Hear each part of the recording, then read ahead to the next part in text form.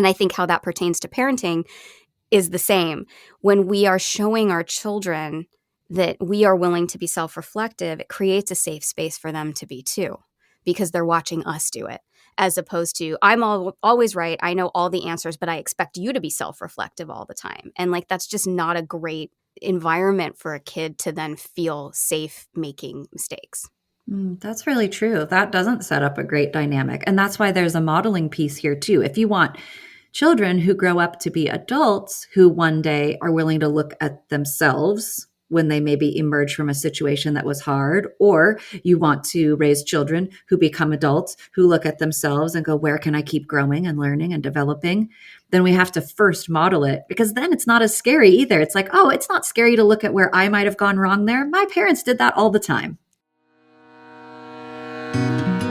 Welcome to Raising Adults, the groundbreaking parenting podcast that starts with the end in mind. We're your co-hosts, Deana Thayer and Kira Dorian. We created future-focused parenting to take families from surviving to thriving. So join us as we help you stop raising kids and start raising adults.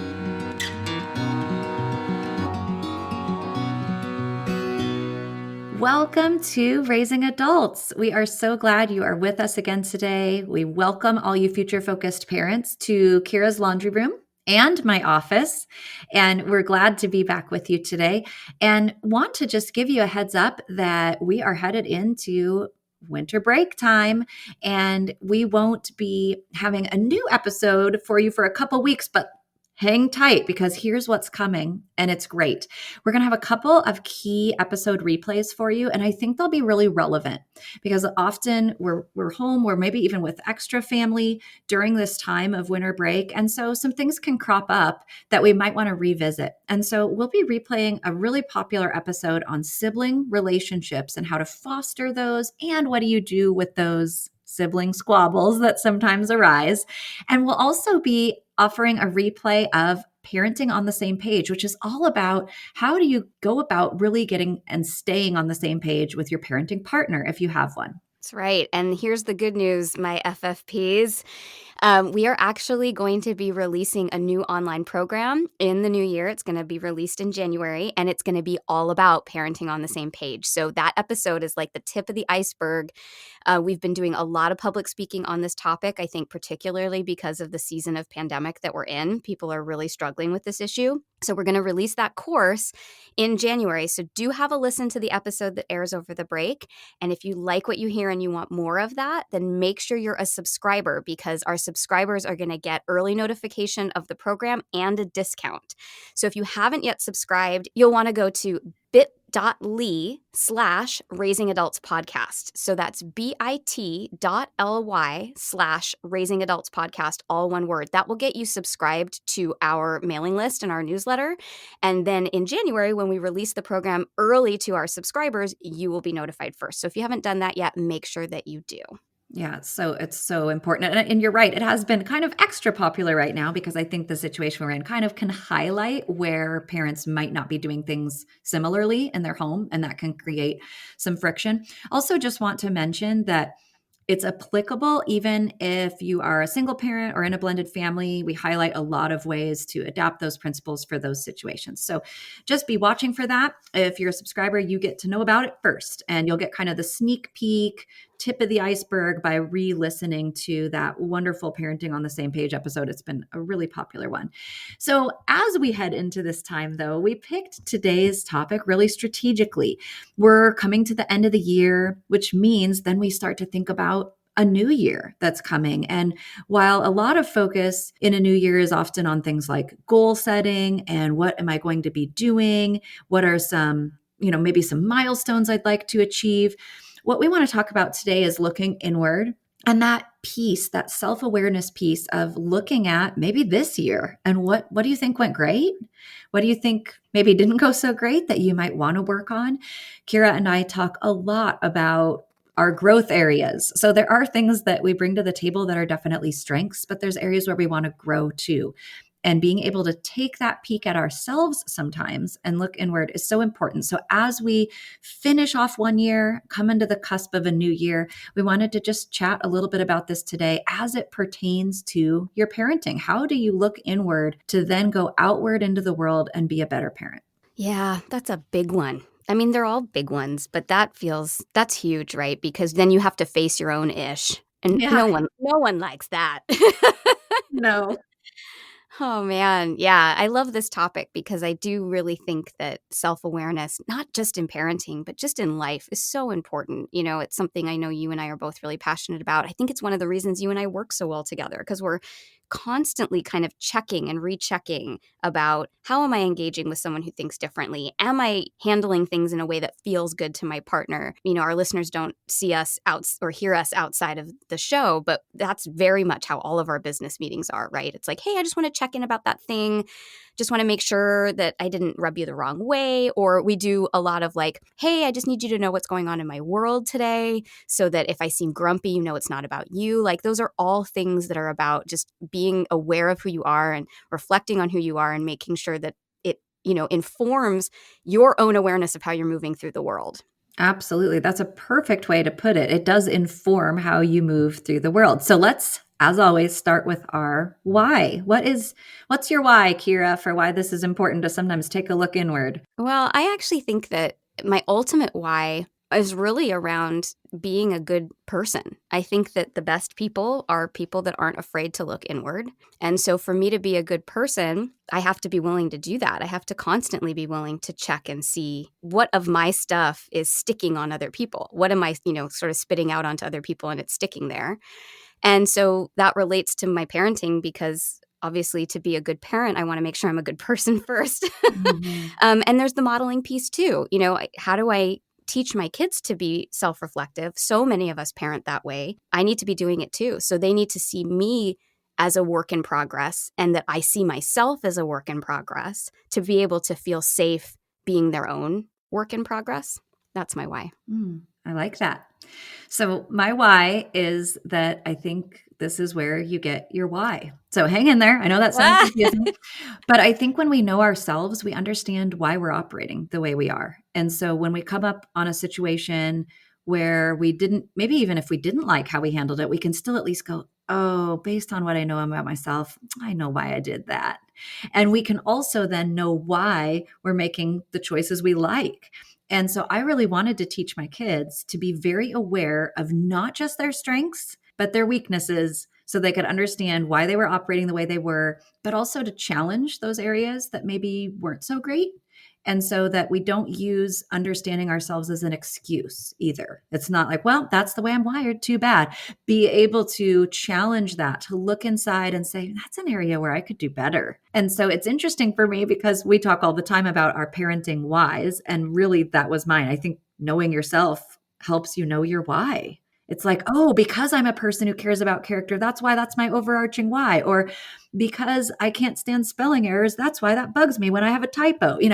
All the way, you see how that's like macro and micro. It can apply to little teeny things and really big things. And I just think that's so important as my kids start to shape their whys as they grow into young adulthood, that so much of that comes from knowing who they are, how they work, and being willing to take a look at that even when it's not great sometimes. So, I'm coming back to your quote, which you talk about all the time about the importance of know thyself. Mm-hmm. I love that so much. I think you're 100% right. And I think you've touched on something here that, we talk about empathy on this show all the time, right? Like we really have to try and empathize and teach our kids empathy. And that's how we make a better world when we can empathize. But there's this piece of almost being empathetic with yourself. Because when we look at someone else and we say, oh, I can see what's happening for that person, right? I don't really maybe like the way I'm being treated, or I don't really maybe like the behavior, but I can empathize. I can understand why they're doing what they're doing. We have to be able to do that for ourselves as well. Partially for the growth that you're talking about, 100%. That's the only way we're going to be able to get better. But also from the forgiveness element of, I have this a lot because whilst I model very well being imperfect, I'm not a fan of being imperfect. I would much prefer to actually just get to perfection already. because it is very challenging for me to constantly recognize my own imperfections. I don't like it. But I think that there's this piece of when I understand why I'm doing what I'm doing, I can forgive myself and I can say, what am I going to do about it? Right? Which is Mm, exactly what we teach our kids all the time. When you make a mistake, you got to go, okay, what did I learn? How do I get better? But you also yes, have to forgive yourself the mistake because you're human. And that's what this is. It's going, yes, that makes sense to me, right? That line I love so much. Like, oh, yeah, I can see why I reacted that way. That makes sense to me. Still not okay. So what am I going to do about it? Right? Holding both those things. for sure. Then it becomes that launch pad to do better next time instead of just a place to wallow or make excuses. That's exactly it. So, in terms of hows, are there ways that you use self-analysis to grow? What are your practices around this? Yeah, I think I have a pretty strong gut. And so my gut's really good at telling me when something doesn't feel right, especially about my own behavior. I have a very strong conscience. And so I think that oftentimes I try and pay attention to that. If I can feel that something's not sitting right, then I probably need to be looking at why it's not sitting right. And, the practice I use is something I used to use in my own private practice, which is really that you call it the peeling away the onion. I kind of think of it as like drilling down to the root of what's going on. So, constantly asking just what you said, why? So, if I am looking at a situation and thinking, oh, I don't really like how I handled that, then I'll ask myself, well, why? What is it about that situation I didn't like? Oh, I didn't like the way, maybe I spoke to one of my kids. Okay, well, why did you speak to them that way? Well, because of this, that, and the other. Okay, well, why did, and just you keep asking yourself why until you get to the root. Like, what is it about that? What is it about that? And until you can kind of drill down to, oh, well, in my own childhood, which is usually where all my ish comes from. In my own childhood, this, that, or the other. So I'll give an example. I have a child who is a strong leader, much like I was as a child. Some might call us bossy, but I prefer the word leader. And and they remind me of me. They really do. And I think that what I discovered, there was a situation where this child was leading very strongly. And I reacted very strongly because I was very worried that they were going to lose a friendship. And I was so sort of uptight and frantic about it. And it really came out in my parenting. Like once I kind of looked back, I was like, wow, I was much more concerned about the situation than I was about breaking down what was happening for my kiddo. And that's not usually my MO, right? So that was my first clue, was like, wow, I don't usually react that way. So I need to look at that. That's different than my usual reaction. And when I looked at it and I really kind of boiled it down, what I realized was that I was so operating from my own childhood experiences of having lost friends because I was a strong leader. I mean, I'm just going to call myself bossy because I was super bossy. That I was projecting that onto my kid. I was like, oh, I just know what's going to happen here because it's what happened to me. And I got to prevent that from happening because I don't want that to happen to my kid. I mean, you can even hear the way I'm talking about it. I was so uptight Mm, about it. And as soon as I realized, like, I'm going to get emotional just talking about it, but as soon as I realized that, like, my kid has to have their own experiences. I right. cannot save them from that.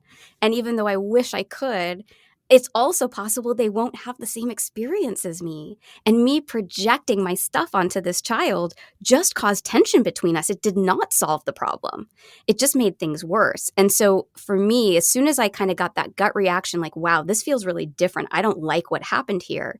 I took some time in my room to look at that and be like, okay, what was I responding to?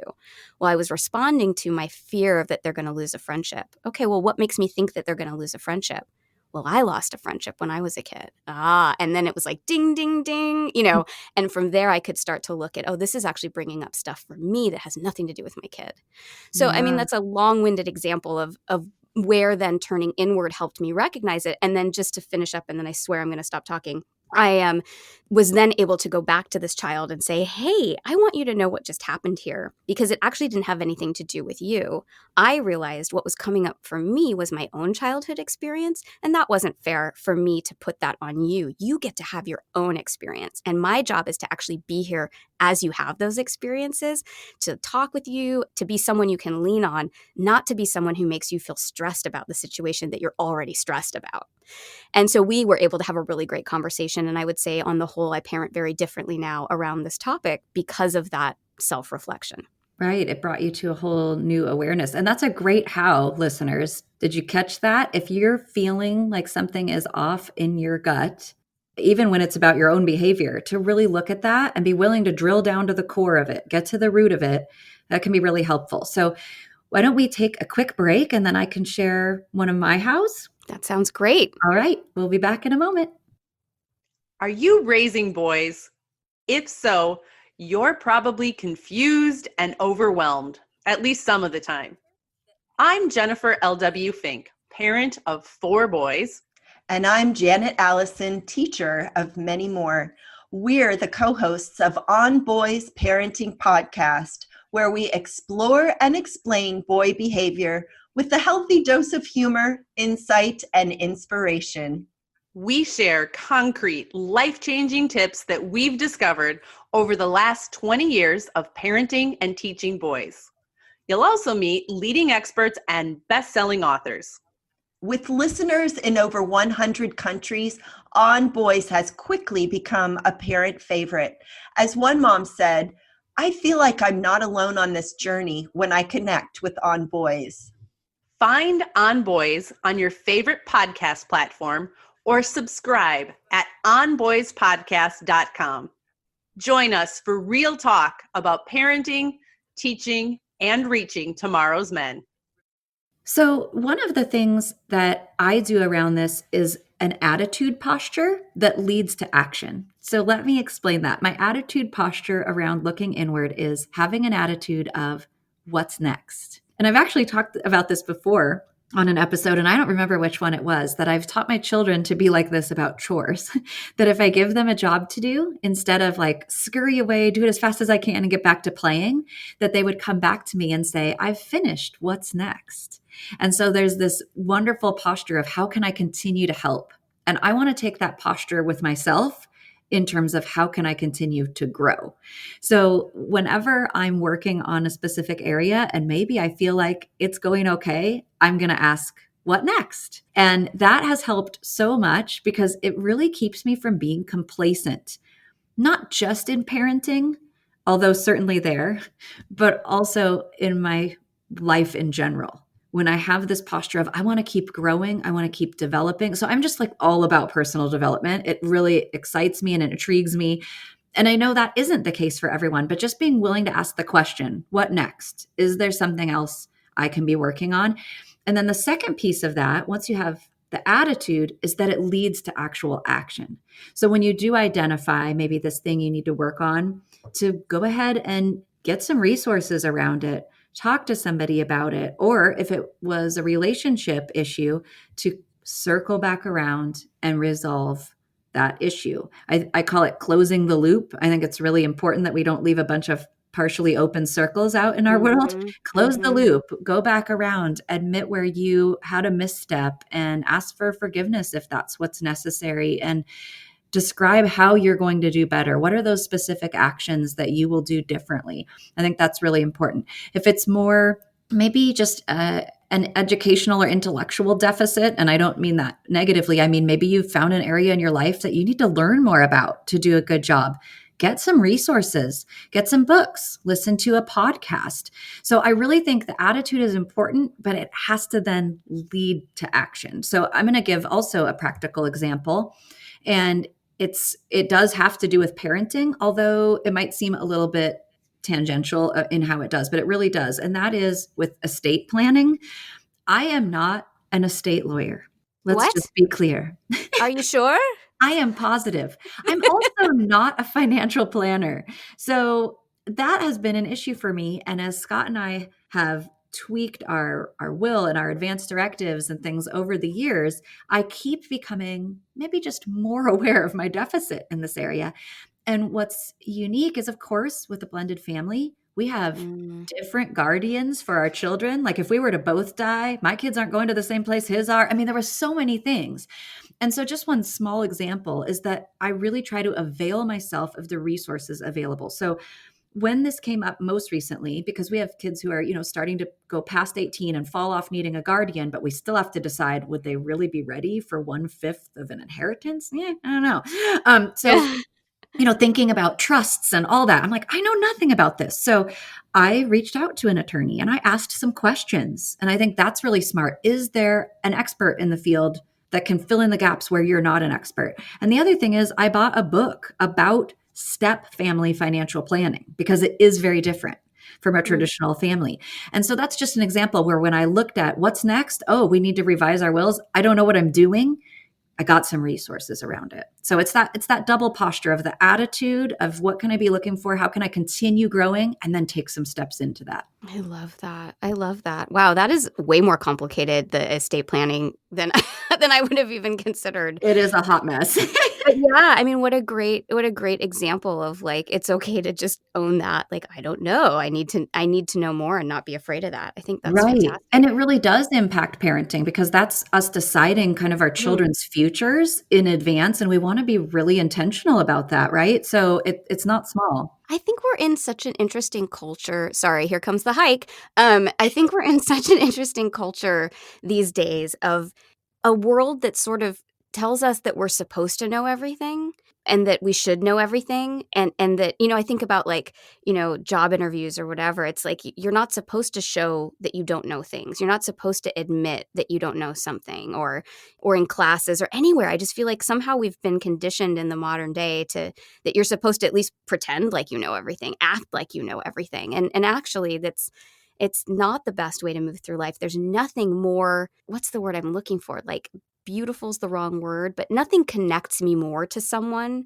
than when they're willing to admit, I don't know. I don't know. Tell me more. Or I don't know. Let's go find out. It's just something very human about that. And I think this kind of leads me to the other thing I wanted to say, which is that, when someone is self-reflective, when they're not afraid to look at themselves and come back and say, here's what happened here, and here's why it happened, and here's what I'm going to do. Just like you said, these are the steps I'm going to take from this point forward. It makes you feel very safe with that person. And that has certainly been my experience. My father's very much like this. He's really amazing at self-reflection, really amazing at coming back and saying, here's what went wrong. Here's what I'd like to do differently. You're really amazing at it. And as someone who is self-reflective, it makes a self-reflective person feel very safe because they feel they can be vulnerable because the other person's being vulnerable too. And I think how that pertains to parenting is the same. When we are showing our children that we are willing to be self-reflective, it creates a safe space for them to be too, because they're watching us do it, as opposed to, I'm always right, I know all the answers, but I expect you to be self-reflective all the time. And like, that's just not a great environment for a kid to then feel safe making mistakes. That's really true. That doesn't set up a great dynamic. And that's why there's a modeling piece here too. If you want children who grow up to be adults who one day are willing to look at themselves when they maybe emerge from a situation that was hard, or you want to raise children who become adults who look at themselves and go, where can I keep growing and learning and developing? Then we have to first model it, because then it's not as scary either. It's like, oh, it's not scary to look at where I might have gone wrong there. My parents did that all the time. Right. It just Exactly. really makes it seem so normal. And like, this is just part of what we should be doing.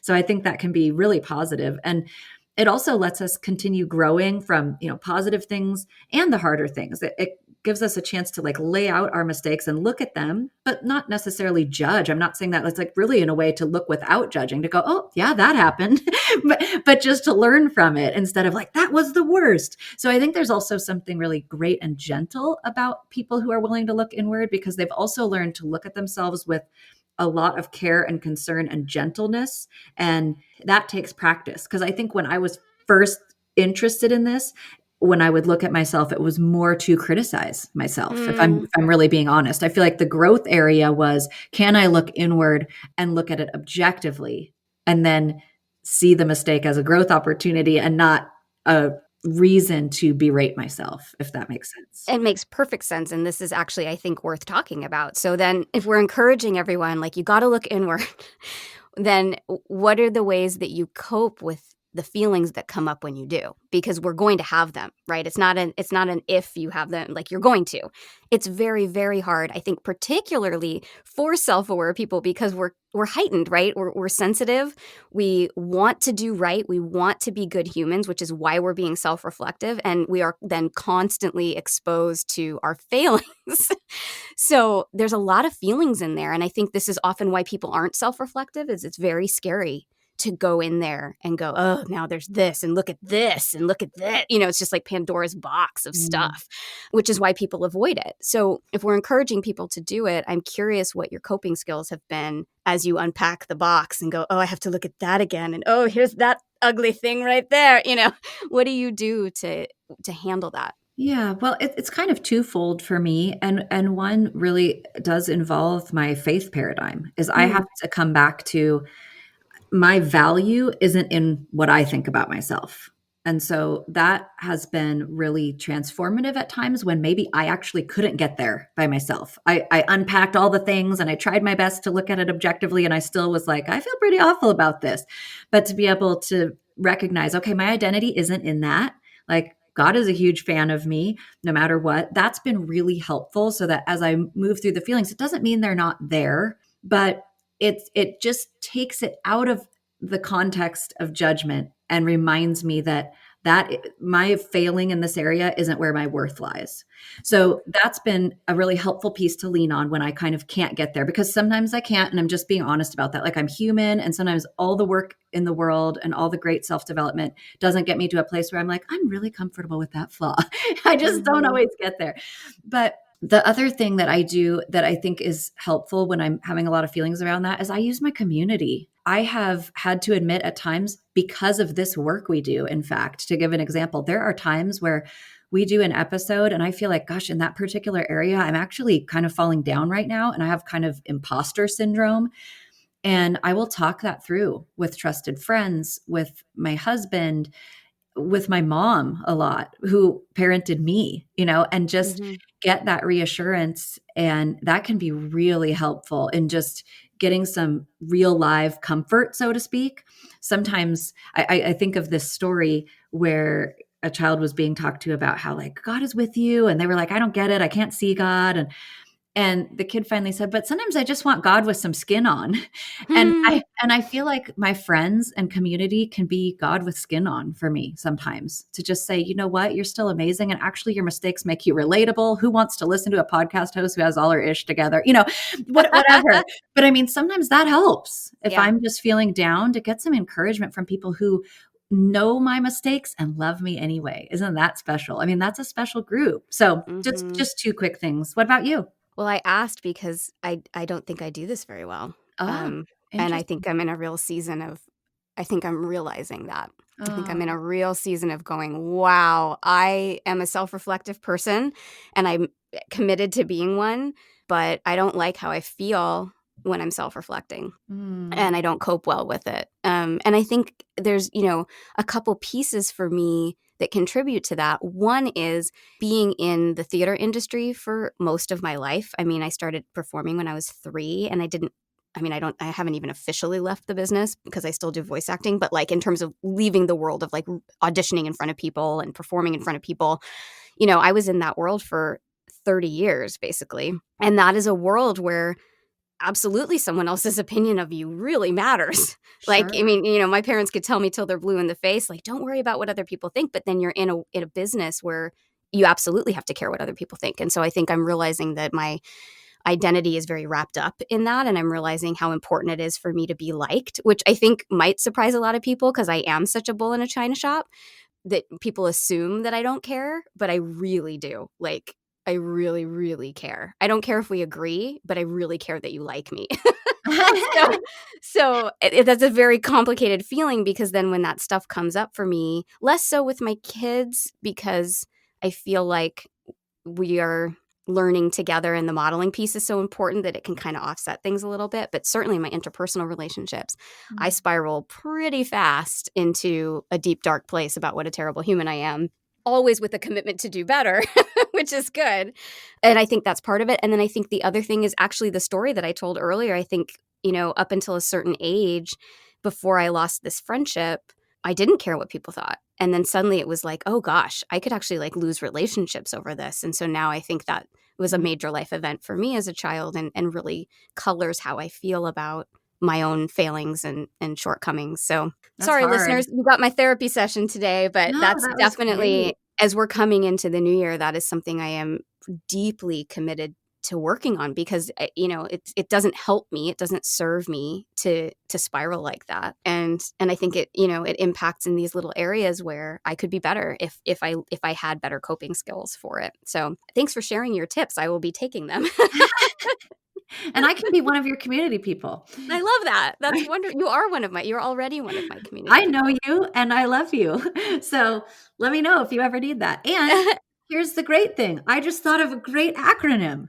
Of course you did. Fun with joy, because Kira likes to take us on the beautiful hikes when she gets a thought. She's like, oh, this wasn't even to do with anything, but we're going to go there. It's RTOTD, Rabbit Trail of the Day. Yay! And I love it. I love it. I always end up enjoying the view. So I'm glad you took us there. I And that know. was really vulnerable and authentic. So thank you for sharing. Because I was thinking, you're like, oh, I just 3 ends the heck out of myself and I'm fine. No, I talk a great game for everybody else, but inside Kira is always just a mushy pit of despair when she's done something wrong. But I think you said something a second ago that I think is so important. There is something so powerful for having relationships in your life where people see you, like wholeheartedly see you, your flaws and all, and they choose you anyway. And just to bring this back to parenting, that's who we have to be to our children. Oh, Kira, I was see just you. gonna say that. Of course you were. I love you so much. Oh. We are one person with completely different paradigms, but one shared brain. Oh, that's exactly it, though. I mean, that's who we need to be for them, where we see all their boo-boos and the ways they get it wrong and just are like, oh, I see all that and I am still crazy about you. That's it right there. Because then they won't be afraid to look inside, because then they know when they go outward with whatever they've looked at while looking inward, it's safe. And that is the one tool I do use a lot, is I look at, and I bet this is exactly how you feel about your relationship with God. I go to, when I'm in my deepest, darkest state, okay, who are the people who know all these negative things about me and still choose me? And what does that mean? What does it mean? It means I'm enough. It means I'm a good person, right? Like all that stuff. So I think that is such an amazing tool, and we want our children to have that too, not just from us, but look at all these people in your life, or if there's a faith paradigm, look at this relationship that you have with a higher power that loves you unconditionally, that thinks that you are, imperfectly perfect. That's what we're aiming at. That's right. And that's what helps us grow. And you've just once again segued me into the quote beautifully. So thank you, Kira. So today's quote is by Lawrence Bossidy. And here's what it says. This is what we've been talking about, guys. Like, successes and failures are both worth looking at. I love this. Here's what Lawrence says. Self-awareness gives you the capacity to learn from your mistakes as well as your successes. It enables you to keep growing. I love that. I love that. And the acronym is now ROTD. Is that right? RTOTD, Rabbit Trail of the Day. RTOTD, Rabbit Trail of the Day. It's like R2D2. I mean, that can get really confusing, 12-9er. But anyway, it just made me laugh because you're like, here it comes. We should start finishing the episode with, here's your quote. And just to remind you, your RTDOD is whatever pretty hike I took us on that day. Oh, wonderful. I love it. Well, listeners, we really do hope that was helpful for you as you round out 2020, which has been just wow. Wow. I mean, there's no other WOW. words. There's an acronym for you. Yes, it's been something. And at times it's felt like a dumpster fire, let's be honest. But at other times, it's probably provided a great avenue for growth. And I know for many of us, having our schedules and calendars cleared ended up being a blessing in disguise. So as you come to the end and maybe have a little moment to pause and look inward, we hope you'll take advantage of doing that as you move into the new year. And feel free to share with us on social. We'd love it if you let us know what you're thinking about as you looked inward. Where are areas you want to grow? What are some new parenting strategies you might try as you head into 2021? So let us know about that. Thanks so much for being with us, and we will be back with you in January. Raising Adults is produced by Kira Dorian and Dina Thayer and recorded partially in Kira's laundry room, partially in my office. Editing by Allison Preisinger.